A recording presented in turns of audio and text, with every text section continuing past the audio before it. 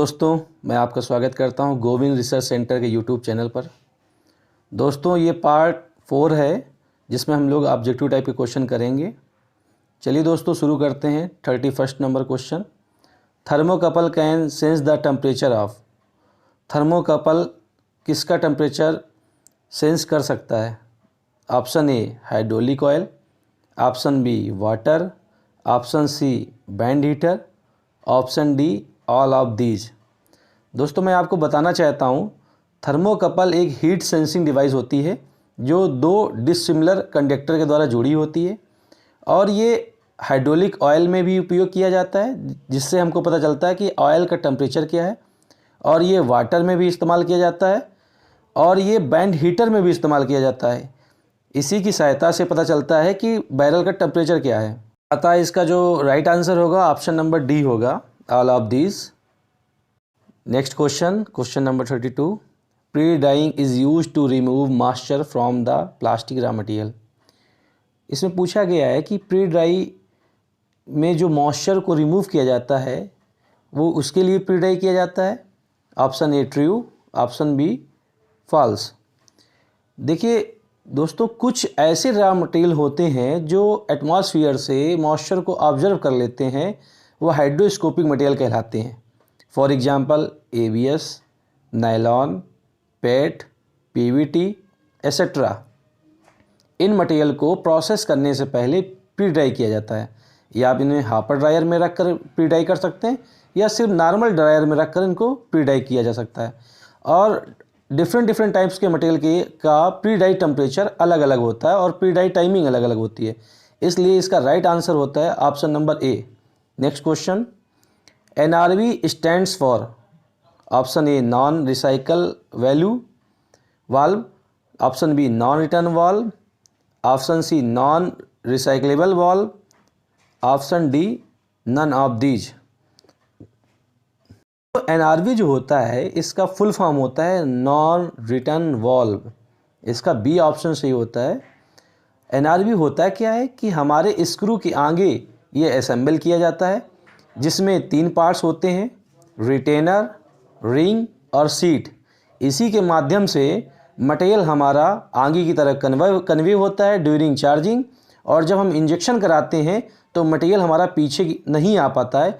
इन सब में हेल्प करता है NRV। तो इसका राइट आंसर है बी।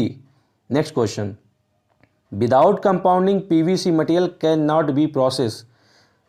PVC मटेरियल को बिना कंपाउंडिंग के प्रोसेस नहीं किया जा सकता है। Option A true, option B false. दोस्तों, मैं आपको बताना चाहता हूँ, PVC एक ऐसा मटेरियल है जो कि हीट सेंसिटिव है। ये डायरेक्टली हीट के अफेक्ट में आने पर बहुत जल्दी डिग्रेड हो जाता है। अतः इसको प्रोसेस करने से पहले हम इसमें कंपाउंडिंग कर लेते हैं, कुछ अकॉर्डिंग टू नीड एडिटिव्स मिला लेते हैं या कुछ और मटेरियल में अपने आवश्यकता अनुसार कंपाउंडिंग कर लेते हैं। तो PVC मटेरियल को बिना कंपाउंडिंग के प्रोसेस नहीं किया जा सकता है। इसका ऑप्शन ए राइट होता है। नेक्स्ट क्वेश्चन, कल is related to. Option A blown film, option B compression moulding, option C transfer moulding, option D rotational moulding. दोस्तों, मैं बताना चाहता हूँ, जैसे इंजेक्शन मोल्डिंग में आपके मोल्ड में फीड सिस्टम होता है और फीड सिस्टम के बाद में मटेरियल होते हुए आपके इम्प्रेशन एरिया में जाता है जहाँ पे वो प्रोडक्ट का रूप ले लेता है, उसी प्रकार से थर्मोसेट मटेरियल का प्रोसेस कंप्रेशन मोल्डिंग और ट्रांसफ़र मोल्डिंग में किया जाता है, और कल जो होता है वो ट्रांसफ़र मोल्डिंग प्रोसेस में आता है। तो इसलिए इसका ऑप्शन जो है ऑप्शन सी सही होता है। Next question, hopper cooling is providing to avoid lumps formation. Hopper cooling जो दी जाती है वो लम्प्स फॉर्मेशन को अवॉइड करने के लिए दी जाती है। Option A true, option B false. दोस्तों, जो कूलिंग दी जाती है मशीन में, बेसिकली आपका हीट एक्सचेंजर में प्रोवाइड किया जाता है, और दूसरा हॉपर का जो थॉट होता है, जो गला होता है जहाँ से मटेरियल फर्स्ट इंटर करता है बैरल में, वहाँ पर दिया जाता है। तो हॉपर जो थॉट होता है वहाँ पर कूलिंग दी जाती है ताकि जो बैरल के अंदर की हीट आपके फीड सिस्टम से होते हुए हॉपर में ना जाए और वहाँ पर ब्रिज फॉर्मेशन ना हो, इसलिए हॉपर थॉट कूलिंग दी जाती है। तो आपका ऑप्शन जो ए है ट्रू, यहाँ पर राइट आंसर होता है। Next question, viscosity test is used for, option A HDPE, option B PVC, option C PP, option D PE। दोस्तों मैं आपको बताना चाहता हूं, जैसा कि मैंने अभी आपको बताया कि PVC एक हीट सेंसिटिव मटेरियल है, इसलिए PVC का विस्कोसिटी टेस्ट किया जाता है ताकि पता किया जा सके कि PVC का फ्लो रेट क्या है। अदर मटेरियल जो HDP हैं, PP हैं, PE हैं, इन सभी का MFI किया जाता है। आपका ऑप्शन बी राइट आंसर होता है, PVC का विस्कोसिटी टेस्ट किया जाता है। Next question, unit of MFI test, option A gram पर 8 मिनट, ऑप्शन बी ग्राम पर 6 मिनट, ऑप्शन सी ग्राम पर 10 minute, option D none of these. दोस्तों मैं आपको बताना चाहता हूँ MFI का फुल फॉर्म क्या होता है, मेल्ट फ्लो इंडेक्स, और इसका जो ASTM नंबर होता है वो होता है 1238 इसका ASTM नंबर होता है, और जो इसका यूनिट होता है वो होता है ग्राम पर 10 मिनट। किसी भी मटेरियल का फ्लो रेट पता करने के लिए MFI टेस्ट किया जाता है।